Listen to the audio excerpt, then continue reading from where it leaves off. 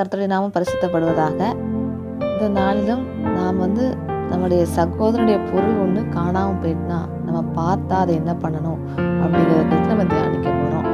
அதாவது இந்த நாளில் கூட நம்ம சொந்த சகோதரனாக இருக்கலாம், இல்லைன்னா தெரியாத சகோதரராக கூட இருக்கலாம். ஆனால் அவங்க வீட்டில் இந்த பொருள் இருந்தது அப்படிங்கிறத நமக்கு தெரிஞ்சு வச்சுருந்துருப்போம். ஆனால் அது ரோட்டில் கிடக்கும்போது அதை நம்ம என்ன செய்யணுமா, எடுத்து பத்திரப்படுத்தி அவனை கூப்பிட்டு என்ன செய்யணும், கொடுக்கணும் அப்படிங்கிறத ஏசப்பா நமக்கு இந்த நாளில் கற்றுத்தராங்க. நிறைய நேரம் நம்ம ரோட்டில் ஏதாவது ஒரு துணி, காஞ்ச துணியோ ஏதோ கீழே விழுந்தா கூட நமக்கு என்ன அப்படின்ட்டு விட்டு ரோட்டில் அப்படி போகக்கூடாது. அதை எடுத்து ஐயோ உங்கள் துணி கீழே விழுந்துட்ட அப்படின்னு சொல்லி எடுத்து நம்ம கொடுக்கறதா ஆண்டவர் விரும்புகிறாரு. இதுதான் சகோதர ஒரு ஸ்நேகம்.